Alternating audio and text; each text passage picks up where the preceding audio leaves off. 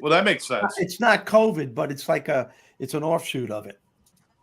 So it's all right. Well, COVID, it deserves a sequel, right? It was so much fun. It was so much fun the first time. Let's do it again, right? Just when you thought it was over.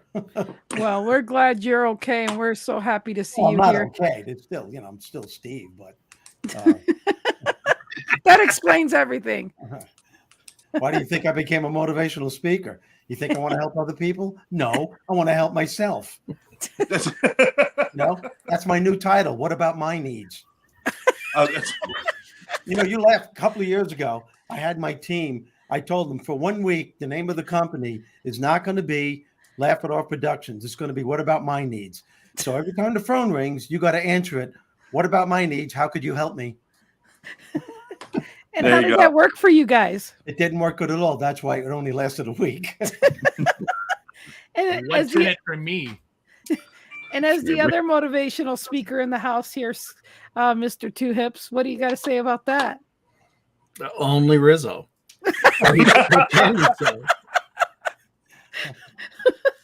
Oh my gosh! Everybody needs a shtick. Everybody needs a shtick. And Steve, it probably would have gone over better if Barnes and Noble had accepted your idea of having a help me section on the other side of the self-help section. So, that's a great idea. That's funny. I wish I would have thought of that. I'm going to steal it. You don't mind, do you? Even if you do, I'm stealing it anyway. If it works, I'll take credit. If it doesn't, I'll say some idiot made it up. I don't know. And there's two Scotts on the show, so very nice. That all works. You're talking about shtick. I'm noticing that my grandson is 11 years old. I swear he's going to be a stand-up. He's coming up with these sarcastic things. I have to share this with you. I was there a couple of days ago, and I'm sitting with my granddaughter. She's sitting on my lap, and she says, "Pop, how old are you?" I said, "I'm almost 72 years old." She goes, "Wow." And I hear my grandson in the next room going, "Hey, Pop, did you know Moses?" And I knew when he said it, he was going, "Yes," like that. Little bastard. You taught him well. So I'm going to tell you something I've not told anybody, but my confirmation name as a young Catholic was Moses. Oh, really? So you know Moses. Now the other part to that is when I said that, because you had to go up and you had to say to the priest who then passed it to the bishop when you're being confirmed, who say, I confirm you Moses, the bishop cracked up. And so we had the first few rows of the church. I'm like a 7-year-old boy, but the whole first couple rows of the church are laughing because they could hear what he had said, but nobody else knew what was going on. But I was very pleased, and to this day, I'm pleased that I cracked up a bishop in the, during my confirmation. Oh, yeah, absolutely. And you know what's even funnier is that I know that Rex is younger than you, so your grandson is really funny. Can I get your grandma? All right, Lynn, that's enough, okay? You opened the door. Yeah, I really did. You shut up too, Barry. Everyone shut the hell up today, all right? Leave me alone. What you need is an I just had pneumonia. You need an Aaron. That's what we should talk about today. The power of humor. Unleashing the power of your humor being. Well, we did a maybe show it's recently. not a good idea. I'm sorry. No. We did a show recently. What's a humor being? Oh, that's right. I wasn't there because I had pneumonia. Okay, moving right along. No, we did have a show like that. I'm sorry, and I wanted to be on that. I think we should play more on that, though. I think that's not a bad idea, and I think what it is, it's about unlocking that part of you that just allows yourself to be okay. We get so bogged down in everyday things, and you got to be serious, and you got to follow the rules, and you have to do this, and you have to do that, and we all get bogged down in that. And the truth is, I mean, it's really easy to say, inner child or whatever you want to say. I mean, I don't believe in the inner child shit, but I'm definitely into just unlocking that joy within you. Kick the shit out of that inner kid.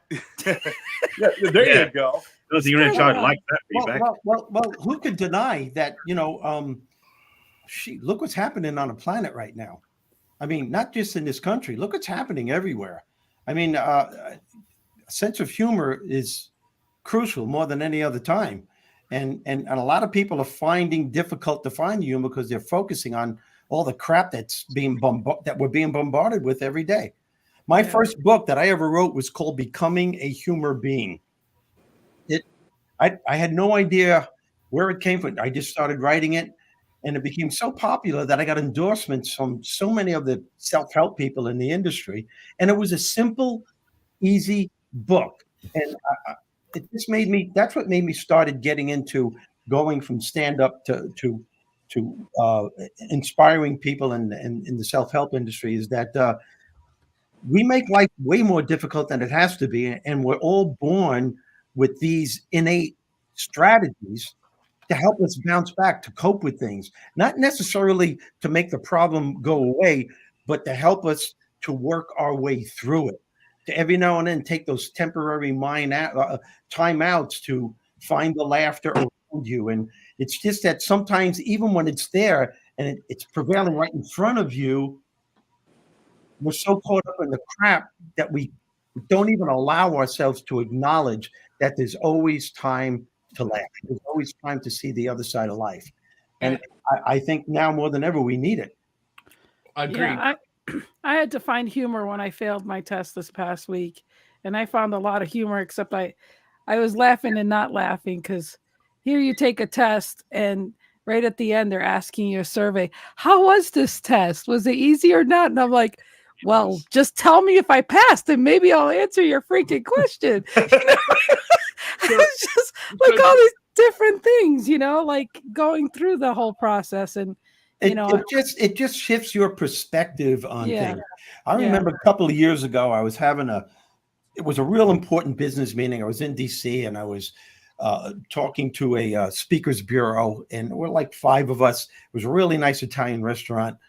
And they were talking about my presentation. And in the presentation, I was talking about the power of humor. And the waitress, you could tell she was new, because you could tell she was nervous. I mean, you just knew it, but she was nice and she was wonderful.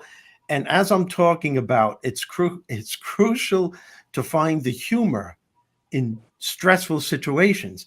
And as I'm saying that, she's trying to pull the cork out of the wine bottle. It's red wine. She pulls it too fast. The wine spills out all over my silk shirt, my suit, and all over me. She stops and stares and says, I sure hope you can find the humor in that. And as soon as she said that, everyone started laughing. I mean, I was in tears, hysterical, because the poor girl said it with such sincerity. Yeah. And it broke the tension. It took me out of the mood. Steve, to follow up with what you're saying, just actually probably about a half hour before I logged on, I was jumping through YouTube. I was looking for something, and I came across Don Rickles. And whenever I see Don Rickles, I stop. And Don Rickles was going through a crowd of what we would call the elite. There was it was an older one, so it was Clint Eastwood and Fred McMurray and Zsa Zsa Gabor and all the elite at the time that were all in this room.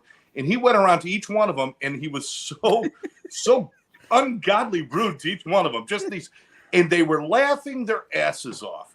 They were finding the humor in what some people, if you say it today, would probably take you to court and sue you because you've done great psychological damage to them.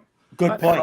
We've lost the ability to laugh at ourselves. Yeah. We've lost the ability to find joy and find humor. And in place of, you have to respect what I think even before you know what I'm thinking. Yeah, we have become so politically correct that we're stifling our laughter genes, our humor genes. And right now in comedy clubs, man, it's almost a common thing now where someone's going to jump up and tell the comedian they have no right to say that. And you cannot stifle comedy. You can't. You don't like it, don't go. So I want to add something to this because I think it's that I have something important to say and I want to say it. But just don't offend any of us. Just don't offend us. Shut up. And you dummy. I'm recording it. I'm just going to make sure. There you go. Now, but I'm jumping in for a number of reasons. One is there is somebody out there going, but I'm not funny. I don't know how to be funny. I don't know what to do. And they make a problem out of it instead of realizing all you have to really do is laugh. we're not asking you to be a comedian or a stand-up or a humorist or any of those things, but to find the humor that's around you and that's within you, and then just express that. That's all we're saying. As far as Rickles, there's also this notion of context. Some of those people would have sued Rickles had he done that outside or somewhere else and not on TV. Now, if you're on television, there's something else that's going on, and that is the cameras are on you. You have to laugh. You can't not laugh, because if you don't look, if you're not having a good time, it doesn't look right. That said, it's about context. So if you can find the humor in any context, the other thing is that Don Rickles off camera was a nice guy. Yeah. And, he could say, hey, I'm going to rib you. Is that okay? That kind of thing. It wasn't like, hey, asshole, I'm going to make fun of you on camera and embarrass you in front of millions of people, which who would want that? Yeah. Okay. I know some of you do, but some of you watching want that. But I know, Rex, you asked Scott beforehand if you can intimidate him like that. Well, always. It goes without saying nowadays. But I want to point out something else about the test and things. When I went back to school, I went back as an adult and got grandfathered into certain aspects of school. Some things I had credit because I had been in college before, and other things I had to now take because I didn't get grandfathered. So in my own major, I was brilliant. I got to say, I was brilliant. They wanted me to teach. They wanted me to tutor. They wanted me to. I was incredible, and my background is in science and communication and anthropology and all these different things. But I hate math. I absolutely hate math. You wouldn't think I do, or looking at me, you would think, wow, he knows math, but I don't. So in order to get my degree in the department, I had to pass a math test. So I studied, everything I could for the math test. I went in, I took the test. I missed by 2 points. The professor said, I'm sorry, you can't, I'm not going to give you your degree until you pass the test. So go take it again. I took it again. I failed by 5 points. I got worse. So he called me back in and said, I don't know what happened, but you did worse, but you got to take it again in order for me to get you this degree. I took it again. I did worse. I was like 10 points down. I mean, I'm like going, what the heck is going on? Let's take it one more time. I went in and I failed it again. And he said, get the hell out of here. I'm giving you your degree. At least you demonstrated a willingness to take the test, even if you know nothing. Yeah. So what I'm getting at is, I mean, in other words, don't apply any pressure. Just enjoy the process. You'll take it till you pass it, or whatever. And this is not just for you, but the point is that we all have things that we're really good at and some things that we're really not good at. And we don't have to be good at everything. We just have to live life and have fun and enjoy and celebrate what we can. And if you can celebrate the downside as much as you celebrate the upside, you're a winner. Yeah, no, I love agree. you, Rex. And that's crucial. Enjoyment is a part of humor. And a lot of people have a hard time enjoying the process because they're so focused on the destination that they bypass the journey towards it. And actually, I always tell people, and I firmly believe this, that when you're setting out, the journey should be your goal, not the destination. And every step along the way should be your primary concern, because that's where your life unfolds. That's where you're sending a message to the entire universe and to yourself and everyone you know that you're willing and able to achieve the things that you desire, no matter how difficult it is. And when you make that choice to enjoy yourself, you're giving yourself an advantage. Why would you want to put your happiness on hold and say, I'll be happy when I get to where I want to go? What if you don't get there for 5 to 10 years? And your subconscious is going, okay, I could wait. If you want to wait, I'll wait that long. That's fine with me. That's a that's a good point. That's why I'm going to bring Barry in right on that point. Thank you. I want to spin a different direction for a second. For some people, they're not willing to be serious or have an honest communication. They'll be funny to laugh it off. So there is the downside of this as well, just to be clear. We're not saying you must be this way only. It's with attention, with consciousness. But yeah, to echo what Steve said, because we shifted from humor to happiness. Happiness is definitely something that is a choice you can make every single moment of the day. It doesn't require you getting somewhere to get it. So if you can have happiness when you go to the DMV, which I've done before, which is actually a lot of fun when you do that, because it's not as bad. Because the thing is, that's the thing. We say DMV, people go, oh crap, oh no, and everyone gets panicky. It's like, no, If you change your state, and this is one thing I'm taking from what Steve said, when you bring happiness with you, which I've done before the DMV, it becomes contagious. And what happens is, I don't mean like suddenly everybody starts laughing. What I mean is when I go to speak to the people behind the counter, they don't act the way they normally do because they've been so beaten down by the system and by all the people coming complaining and being depressed.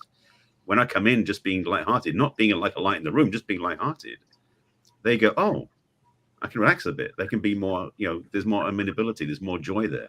Yep. So Steve definitely bringing lightheartedness, not like cracking jokes all the time, but just being in a place of happiness that is authentic and real. It touches people. And you can lift people from where they were to where they want to be. So it's a gift. Yeah. I'll agree with you on everything you're saying. I will also say that there's a lot of people who believe I have to achieve or do or have for happiness. They don't believe it's a choice. When I get this, I'll have this. Yeah. Yeah. I mean, and they get kind of stuck in that. It's like, I will be happy when this happens. I will be happy when that happens. When I get this new car, I'll be happy. When I have that new house, I'll be happy. When I have a new relationship, I'll be happy. It's all that dependent stuff, which doesn't work. So how do you explain? How can you explain, or maybe any of us can answer this? How can you actually explain that this is actually your choice to choose to be happy? I mean, it sounds ridiculous to most people. Yeah. Well, there you go. Well, that's the thing. I mean, let me say it this way: if you can't find something to be happy about in any part of your life, maybe it's that you had dinner last night, or you met a friend today, or you didn't have anything bad happen to you. You find any ways of being happiness. It doesn't require a long search. But when you start setting up your life to be, when I get there, then I'll have what I want. You'll be in a place of petrol. It basically becomes like the hamster wheel. You never get there. Right. So when I want to shut up, but one of the things that nicely done. No, I really do, but there's an aspect of some of this that's really I think historically that people need to understand. If you go to a therapist or a psychiatrist or psychologist, all of which are good. I mean, I'm not saying that they're not, but understand this: there's a built-in incentive to not have you get well if you're paying to see somebody to work on your problems. Right. So if you say whatever you say, while they can sit there and help you, there are cross purposes if they help you get better, because then you leave and go away. Now in business, we would say that's great. You help somebody and now they're going to go spread the word. Somehow that doesn't really work in the therapeutic model really well. So you end up with people who are in therapy for long, long periods of time, who are coddled, who are, they're supported in their problem instead of getting over their problem. So when you say, there are people who have this issue or they can't do this or they don't understand that it's a choice, it's because either in therapy or outside of therapy, they're not being told, look, you have a choice, you can choose, and you just have to make the choice. It may seem uncomfortable or difficult or hard, but just, face it. Some things in life may seem difficult, and that'll depend on how you view them. I mean, and I'm not saying that they aren't, but I'm also not saying that they are. You make what, the people don't get the notion that our reality is comprised by what we think it is. And that often sounds, oh, well, that's just bullshit. But it's not, because if you take two people, it's like having two taco stands on a corner. One can be wildly successful and the other be totally a failure. And one person can be wildly happy and the other person can be wildly depressed. And they both have the same essentially background, economics, background environment, background upbringing, background everything. So it boils down to one person versus the other. Not that they're better or worse than the other person, but they're making different choices. Yeah. And because it's always going to come down to choice. And you say to people, hey, you could be happy in spite of that. And they go, well, no, I can't. What if such and such a thing happened? How could I be happy then? And the question is figure that one out. It was an amazing experience with people that I had never met before, co-authors, and listening to the stories and being around that. And I couldn't stay for the entire event because I had other commitments. And people were like, I can't believe that you came for just part of it. And I said, well, that was my choice. I had a choice to either come for part of it or none of it. And so Nice. I chose to come for part of it and take advantage of getting to know as many people as much as I could during that period of time. And, would I wish that I could have stayed for the rest of it? Absolutely. But there were other commitments that were there. So the reality is everybody has the ability to make those choices and be happy or whatever. Now, it was an amazing event. We had 14 authors there. We all spoke about our stories in the book, and we all helped launch the book and all that. And it was an extremely loving event, and everybody was hugging on each other, and everybody was very joyous until the next day when the text came out that said, "Oh, David tested positive for COVID. How's everybody feeling?" And 15 of us were sick and have been sick ever since. Wow. Yeah. Oh, So, but the reality is it was worth it. It was worth it to be there and be in the whole thing. And even the part of, the entire group got sick because they were so caring about the entire project and everything that was going on. But- So you can sit and get all upset about it. But that's you the can cool say- thing. That's the cool thing with you, Scott, because you chose to look at the benefit from it, even though Yeah. you got sick. I escaped it for 3.5 years. Okay. Bastard finally caught up with me. And I think I got Rizzo's pneumonia and about 4 other things. Not one thing could take me down. It took multiple things. So I'm There a you go. tough son of a bitch. There But you go. the point is that you go through it all and you can be absolutely, we're at a time where I think it's time, in my opinion, for people to flip a switch and start making the choice that they have the choice, that you can watch all the minutia that's going on around you, and there's plenty of it, and you can be absolutely miserable, and the chances are you're gonna go down the tank doing that. You're not going to have a positive outcome, more than likely. History would say that.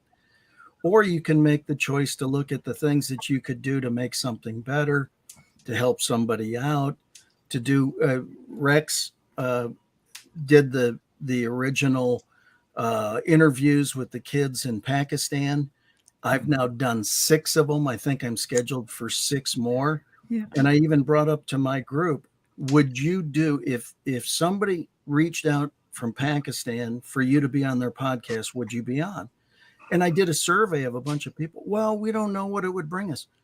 How about the ability to practice your material? How about the ability to treat somebody with dignity, honor, and respect? How about the ability to show somebody in Pakistan that you respect the fact that they're 13, 14, 15 years old, working to learn something that U.S. kids are sitting on their thumbs, not even trying to accomplish? Mhm. I even opened it up and I said, why don't we take this to the schools in the United States? Novel concept that we had to learn it from kids in Pakistan, but we did. But that started because Rex started it, or maybe somebody else started it beyond Rex, but he was the first one. Somebody asked me, someone said, I'd really like to interview you, based on some summit or something I was on. And I said, okay, sure. I had no idea that it was a kid. I had no idea. I didn't either. And I said, okay. And so when I did, I was shocked. It was a young girl, probably anywhere from 13 to 17. I don't know how old she is. And she was more professional than a lot of the people I deal with every day. I was like, oh my goodness. So, and then somebody else asked, and I now have like hundreds of Pakistani friends and more of these things than I could ever do. I mean, Yeah, we're doing one every hour. That's the way I am too. But what you're learning from these kids is they are doing research. They're going to your social medias. They're finding questions. They're asking me questions that I haven't been asked on a podcast forever.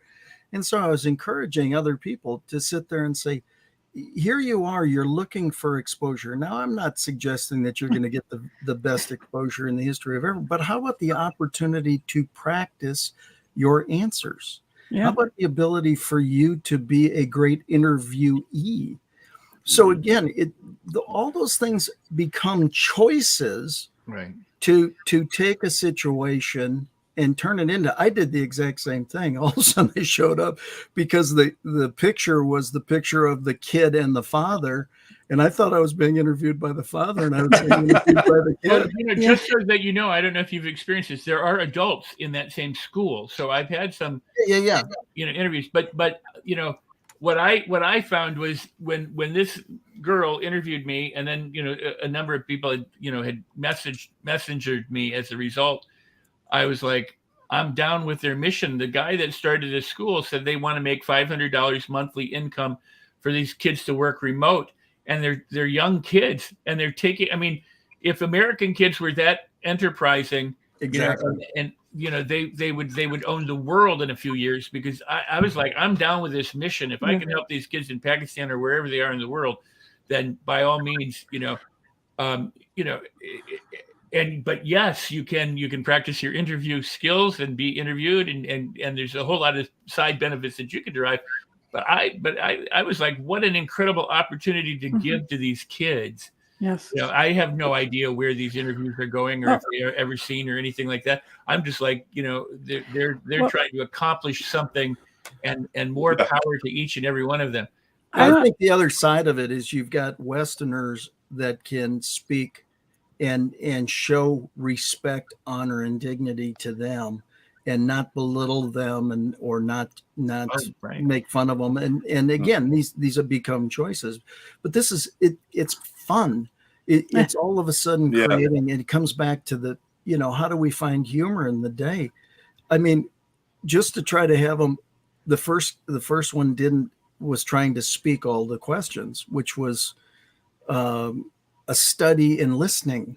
Let's put it that way. And then the rest of them all had the questions typed out, but then they'd try to read them. And what they were saying and what was written were not close to the same thing. But it became fun to be able to do these things. And I think that's, why do we do this show? We do this show because it's fun. If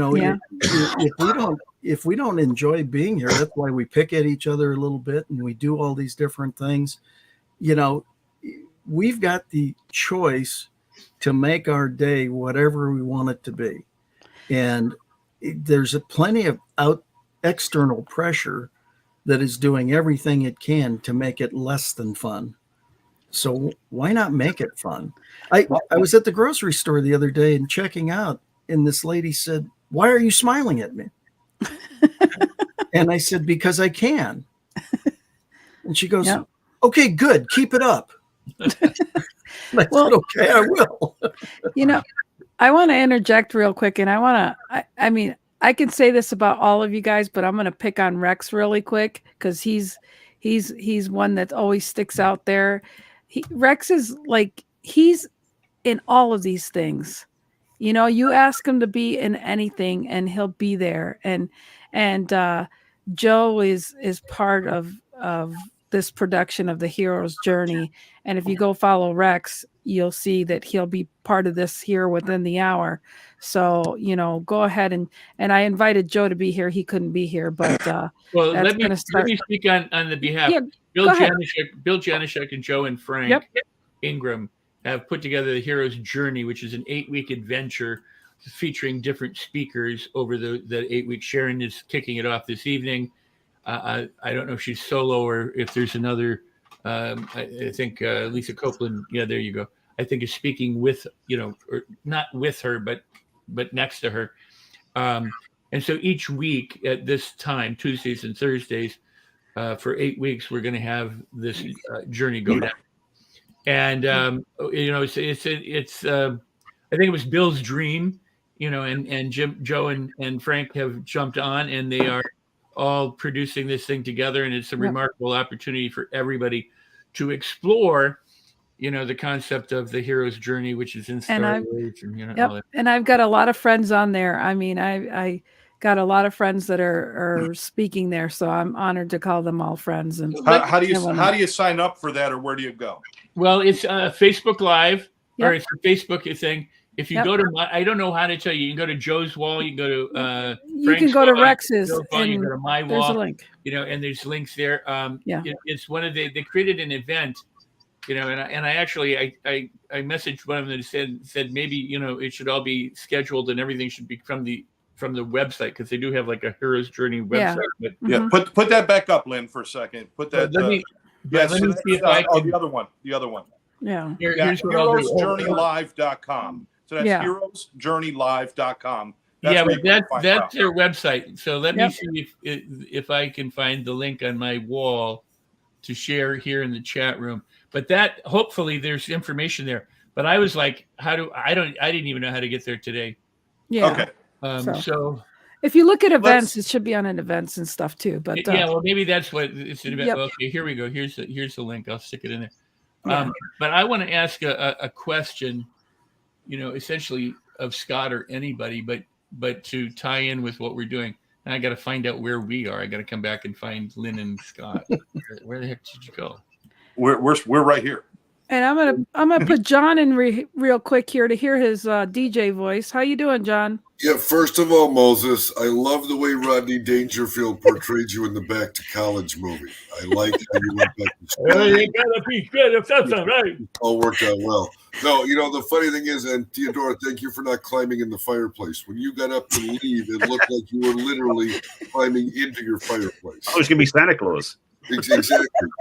And real quick, just going back to the comedy stuff. I know we've talked about this, and I always tell my sales team, man, get out of your comfort zone. You got to push yourself, because there's so many people right now that are in their comfort zone that aren't expressing themselves, that aren't setting yourself apart from anybody else. Easy is so good. Man, if you can't laugh at yourself, laugh at yourself. And I've told this story how I've gone to work. I don't know if it's age, and I've had 2 different shoes on, or I was doing a Facebook Live one day, and I got a text from my buddy, and he goes, "Do you know your sweater's on inside out?"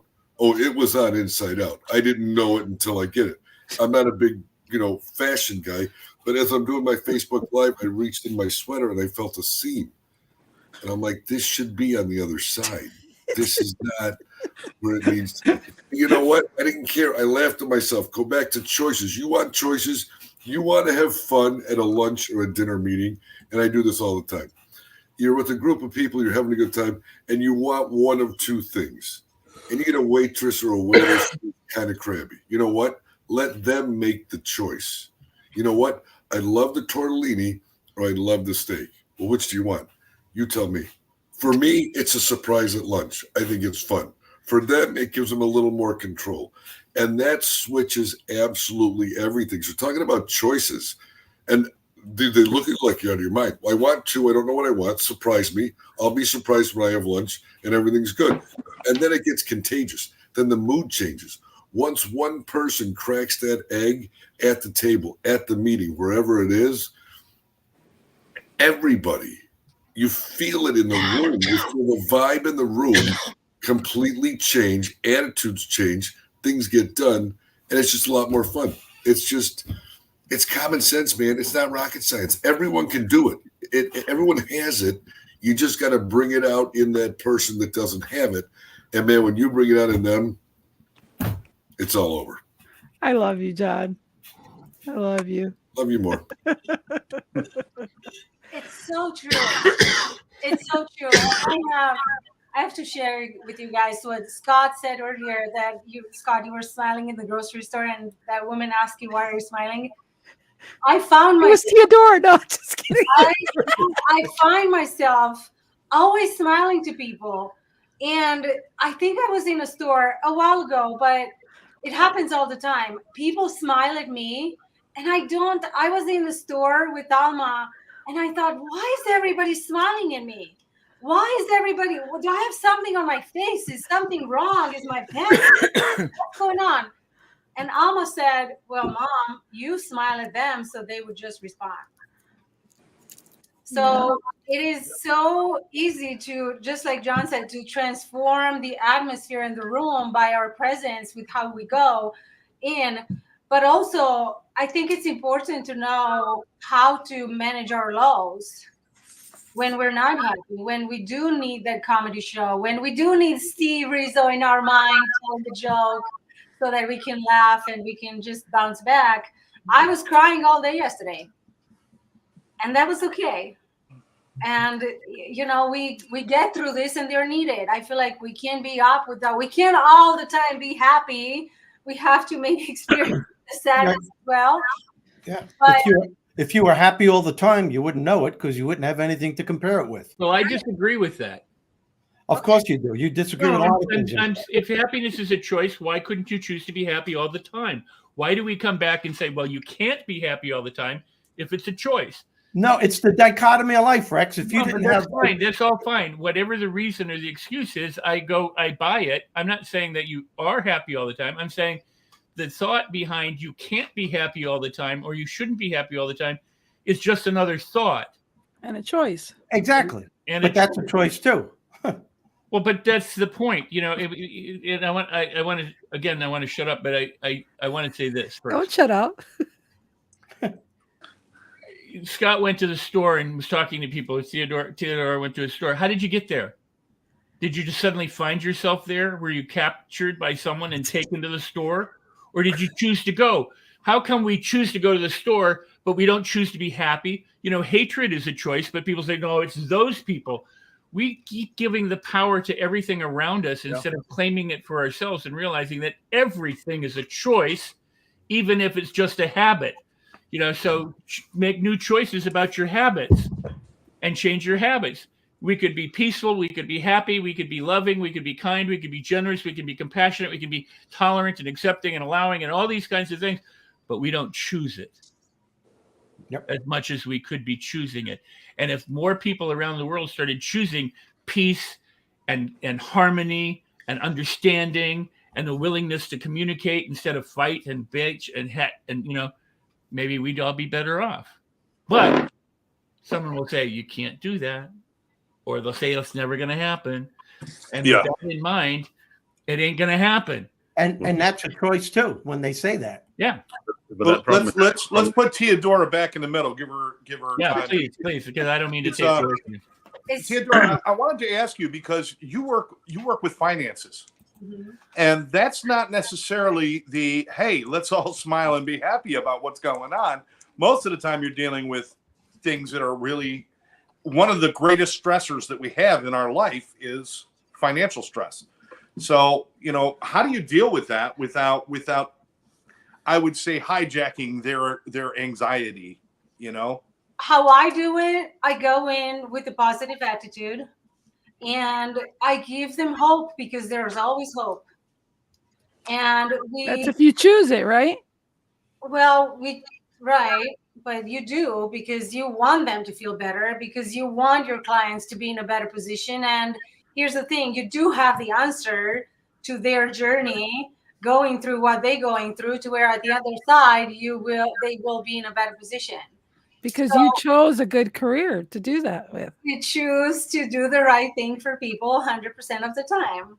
And that with that attitude and that belief, which I 100% believe in doing the right thing for people, it's easy to go in and give them hope and give them, like that, something to hold on to where, yes, they can see the light at the end of the tunnel.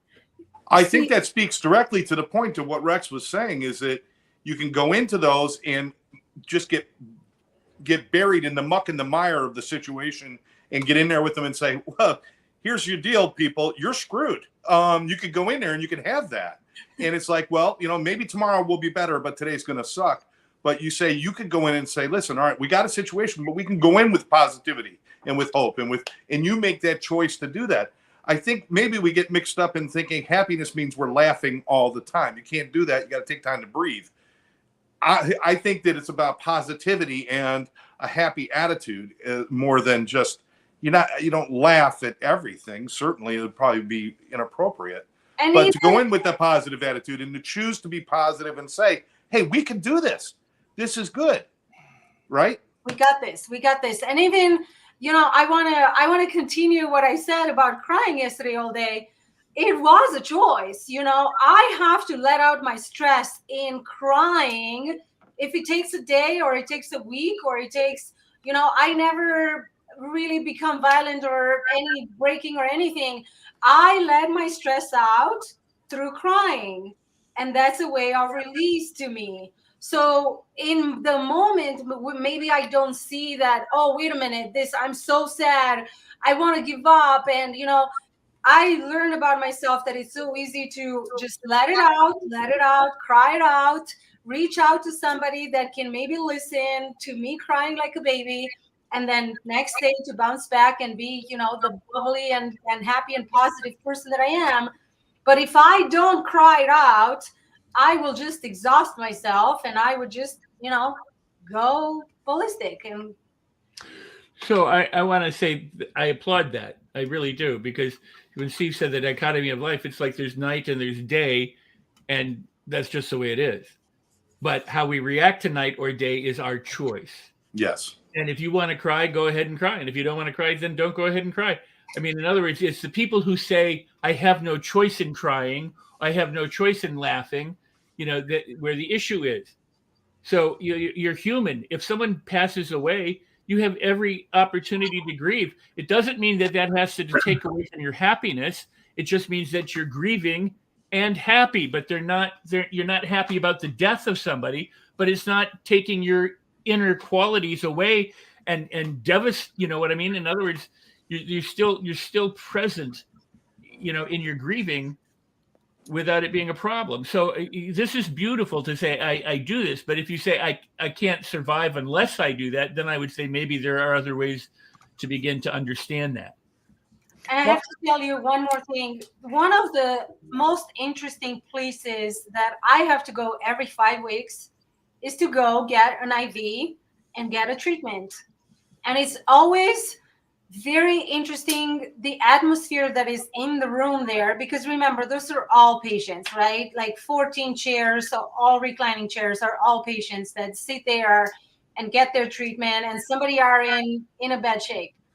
It's so interesting how happy people are in that room in the condition they are in, because they just choose to. Because they just go there to know that life, they have to go through it. And some would go and maybe read, some would chat with other people. And even people in final stages are somewhat at peace.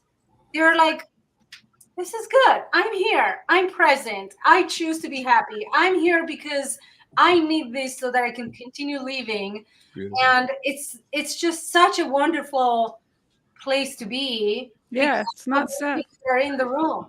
I've been there with you. That's true. That's beautiful. I don't think it could be said any better than that about what the choices are that we have. That given we can decide the circumstances, good or bad, and live within good or bad, or we can make the circumstance what we want to make it and be happy. Well, yeah. Two hips. Your friend, two hips, Scott. The gentleman with no arms and legs, who's when the people say, "How can you be happy without arms and legs?" and he says, "How can you not be happy with arms and legs?" Well, that's why it's so incredible to be with Nick and just to hear his story. He's sitting there and he even he says, I don't know what's going to happen in my life, but I got a pair of shoes in my closet just in case.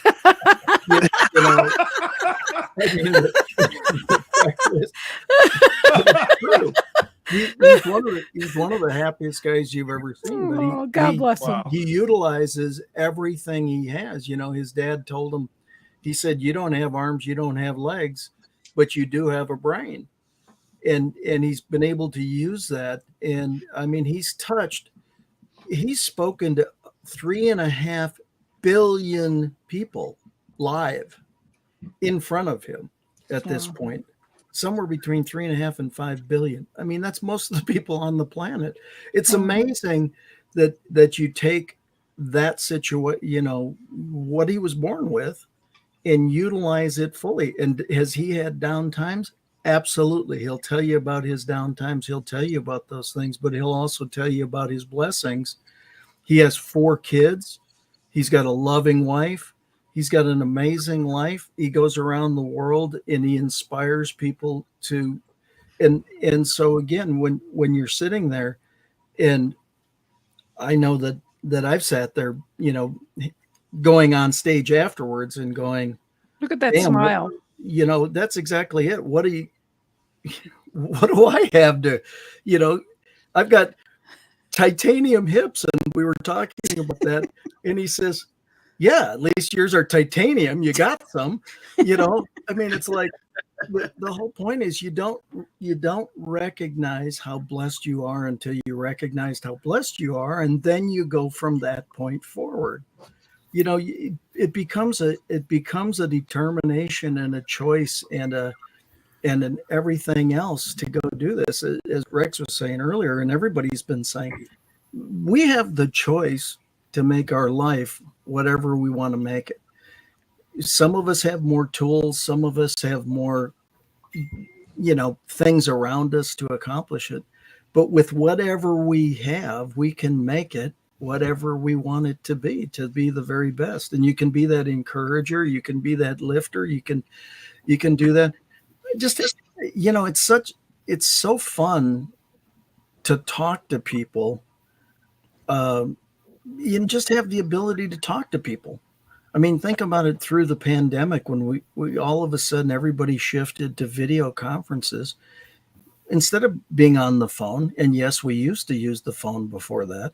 We went to video, and then we got to see everybody, which meant we got to smile at people, which means we get to laugh with them, which means we had to have virtual happy hours, and we got to do all sorts of different things that we had never thought of before. And now we're doing it with kids in Pakistan, and going, you know, we do have a time zone difference. One kid said, I've scheduled you for your thing. Your time is 12 a.m. I said, no, your time is 12 a.m., not my time. You know, we are going to learn time zones here.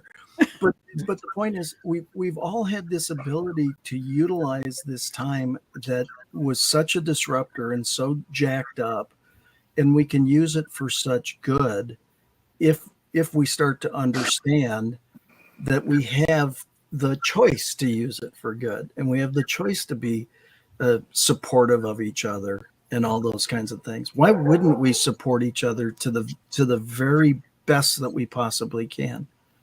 Yeah. Just makes sense. Yeah.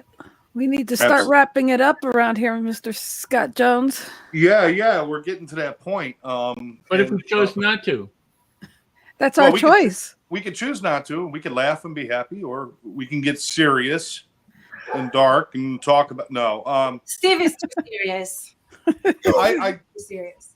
You know, I just you know, I got to think back on things that I've gone through in my life, and I'm not going to go into my story because we've heard it too many times, and it's been repeated. But what I will say is that I've been at really, really low points where I thought, you know, the whole world was against me. There was nothing left. I was worthless, and there was a whole lot of things that went on. But it was in those times when I ended up growing the most, and it was in those times when I had to get through something that I started to grow. I learned, and so at some point in your life, you've got to be able to have built up enough experiential evidence to understand that when there's a problem in front of us, we can look at it differently than how we used to look at it when we didn't have any experience. We've got experience now. We understand that we can handle things. So I think Sigmund Freud said, one day in retrospect, the years of struggle will be looked upon as the most beautiful. And, you know, that's kind of how I see things. And everybody goes through hard times, financial times, family crisis, death, whatever it might be, illness. Everybody goes through hard times, but that's kind of part of what makes all of this crazy ride worth it. And, you know, don't get so stuck in the moment that you miss the lessons that you can learn and all the cool things. And have some fun. Have some fun. Try a positive attitude. You know, what is the old thing? If God brings you through it, God will bring you through it. Or if God brings you to it, God will bring you through it. If that's the way you want to go, that's fine. I just say, you know what? If you've made it this far, whatever's put in front of you, you can do. Just don't get buried in anger and resentment and fear and hate and everything else that's going on in the world right now. It's just a sad, sad thing. Be happy, laugh a little, get together with a group of friends. Start your own podcast, just not on Tuesday nights at 7. And get a group of friends together, share ideas, learn from each other. I walk away from these things feeling energized. I can't wait to go start my the next day and share things that you guys have told me and pawn it off as my own, sure, but still, just to make sure that the message gets out there. I love it. Let's do our wrap ups. Yeah, I'm gonna let Rex go because I think Rex, are you talking tonight on? Okay, so you're good. Okay, so Theodora, let's start with you on the wrap up. 1 year when I was in school, I think it was previous years, she made a little thing and she gave it to me. It says joy. Aww. And she made it in art, and it's meant to be able to be rubbed. So I don't know how to show you guys, but Beautiful. it has this, it's like deep to where you can rub it. And she gave it to me and she said, Mom, I want you to carry this with you. So I realized that maybe she's giving me a hint. Maybe my joy was not where it was supposed to be. And isn't it so incredible how our kids just feel and know what we need if we would just listen? And I think it's valid for our friends around us, the world around us, maybe people smile at us because we need more of that. Maybe our kids give us hints because they just know, they just have a secret down in their intelligent heart. But I just thought I would share this. And even if maybe a rock, there's so many stores that would carry these things that we can put in our pocket to just remind us that we might need more joy. Oh, that's beautiful, Love Theodora. that. Thank you for that. being here, Theodora. I love you. Your support. We missed means you. a lot. We missed you. I missed you, and it's so interesting how the universe works. I guess I needed this, right? I needed you to be here too. We all need you. Love you so much. John. And you know what, Theodore? Those are actually worry stones. If you Google that, I have one from Ireland where it fits your thumb and you hold it and it makes you feel better when you do it, right? Yeah. Okay. I'm going to wrap up real quick. And Scott, it was funny you brought up that gentleman. I was at an event a couple of years ago, and there was a Paralympic skier who had a left leg, no arms. And someone raised their hand and he said, before you ask your question, I know what it is. What do you do for shoes? And he said, you know what? I went on Facebook. I found a guy with a right leg that's 11 and a half. And what we do when we buy shoes, he sends me the left. I send him the right. No harm, no foul. For me, I looked at that going, that's a choice, man. This guy chose to go out on Facebook. He has more shoes that he knows to do it, but he found a gentleman with this, or a woman, a gentleman with the same affliction, but he chose to make that positive. I am now helping. Oh, she's going back in the fire. This is so. I mean, besides it, as we talk about it, it's all a choice. No matter what we do every day, you wake up tomorrow, you have a choice. But to make the day fun, I can't get out of bed without making it fun. Because what happens if you don't? You go to bed, you reflect on your day, you make it fun. There's a dude shipping shoes all over the United States to a right-footed guy, and he's getting left-foot shoes. They're having fun. With that affliction, if they can do it, man, there's no reason we can't do it. I love it, John. Excellent. Thank you so much. Mr. Barry. I'll try and keep this brief because it's something that came up during the conversation. It's easy for us to find things to be upset about, feel sad about. Just turn on the news, look outside at certain people's behaviors, look at the homeless situation, go compare yourself against other people unfavorably. It's easy to do that. For most people, they don't realize how easy it is to choose something different. The truth is that we make what's easier to access the most common thing. If we chose simply, and we talk about choice a lot so far today, if we make a choice to look for the things that make us happy, to look for the things that are good, to look for the good news, like Scott and John were talking about, where there are people out there doing things that maybe we didn't realize we could do better than them. If we compared ourselves with where we were, maybe we did better, maybe we did worse. But the truth is, where you are now is good enough. So your focus, your homework, if you're watching this, your homework assignment is to find things that look good in your life, that make you feel good, and start being happy. because when you are happy, it will change the world around you. Thank you, Barry, the love doctor. Thank you. We're blessed to have you, the love doctor, here. Now we got Mr. Rex Sykes. Life on your own terms and choices.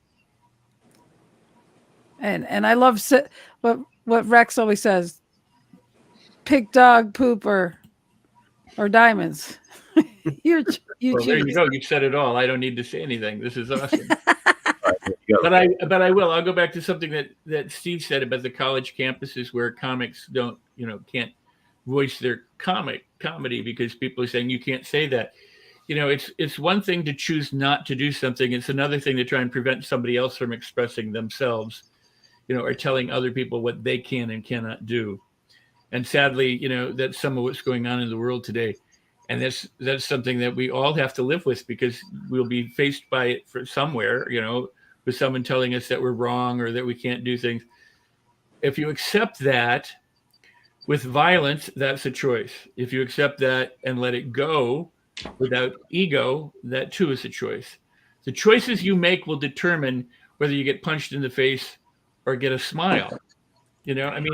Or whether so my injunction in the world is the Hippocratic oath, first seek to do no harm and second seek to do good. But that means allowing everybody the opportunity to do the same without putting any of your parameters or my parameters on them and how they should be or shouldn't be. So how people choose to live their life and what they do is completely up to them and okay. I don't want to support people in being broken. I want to support them in being human, but I don't want to support them in being broken or being wounded or being less than what they think they can. But that doesn't mean that I'm going to slap them up in order to get them to, wake up about themselves. So the thing is that I do want to support people in their resourcefulness and their possibilities and in their opportunities. And to do that, I think requires love and compassion and understanding and a willingness to not think you're so damn important that you have the only way that things ought to be. I love Rex. Okay, so after that we go, that sucks. What now? Well, the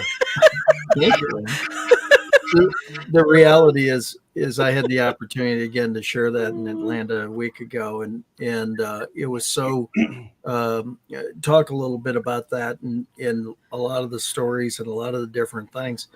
And that book really came out of a desire for people to have better answers if they were as blessed as I was to come through what I came through. But there's such bad answers out there. And so it's really about the subtitle of real world solutions for getting through what you're going through. And a big part of that is your attitude and being happy and making the choices to be fun. And again, that's why this show is fun, because we cut up with each other. We heckle each other a little bit. We do all the different things just to have fun. And that was one of the, when I was speaking last week, it was such a free flow. I had written down 9 words, 3 sets of 3 words, and 22 and a half minutes later, I was done. So out of those 9 words came a 22-minute talk, but it was about having fun with the audience and encouraging them to have fun with others and tell their stories, because their stories were important to other people to lift them up. It's not about the stories. It's about the lifting up. And I think that that's what we can do when we have fun. Nobody wants to be around a sourpuss. It just that's not where they want to be. I mean, if you're happy, tell your face, you have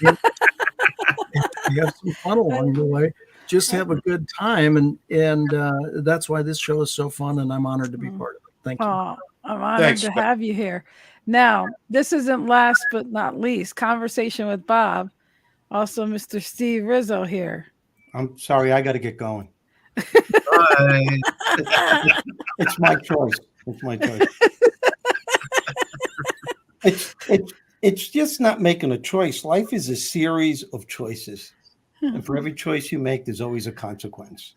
Whether you make it consciously or unconsciously. Could you take the friggin' books out of the way, please? No.